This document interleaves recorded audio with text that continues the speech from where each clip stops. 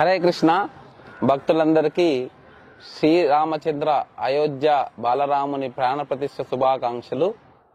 ఈరోజు ఆ త్రేతాయుగంలో వెలిసిన శ్రీరామచంద్రుడి యొక్క అయోధ్య ధామంలో మరలా శ్రీరాముని యొక్క పునరాగమనం జరగబోతుంది. ఇది చాలా గొప్ప విశేషము, ఇది చాలా శుభప్రదము. మన దేశ ప్రజలకి, ప్రపంచంలో ప్రజలకు అందరికీ ఇది చాలా శుభప్రదము. అంతేకాకుండా ఈ చరిత్రలో మిగిలిపోయే గడియలు అన్నమాట ఇవి.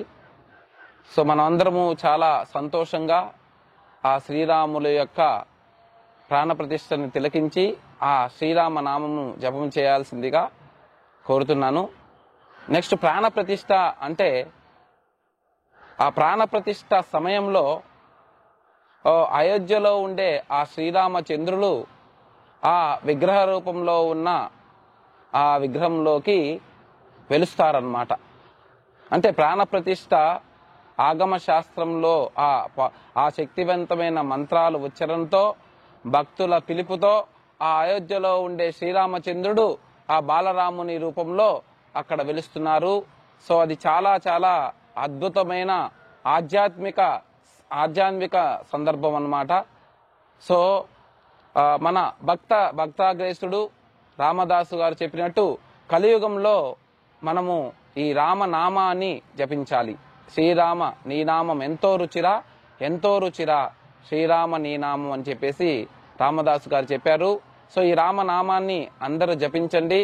ఈ రామనామాన్ని జపిస్తే ఏమవుతుందయ్యా అంటే ఈ రామనామము దాటించు భవసాగరం. మనము ఇప్పుడు భవసాగరంలో ఉన్నాం. భవసాగరం అంటే కష్టాలతో కూడిన ప్రపంచం అంటారనమాట, దుఃఖాలయం. ఈ దుఃఖాలయంలో ఉన్నాము మనము. ఈ దుఃఖాలయం నుంచి ఆ సుఖాలయము ఏదైతే వైకుంఠ లోకం అన్నమాట, ఆ రాముడు చంద్రుడు ఉండే అయోధ్య లోకంకి వెళ్ళడానికి ఇది అత్యంత సులువైన మార్గం అన్నమాట. కాబట్టి అందరూ హరే కృష్ణ హరే రామ ఆ నామాన్ని మీరు జపించండి.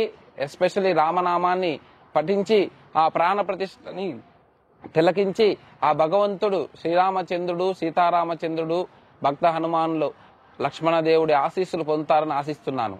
హరే కృష్ణ.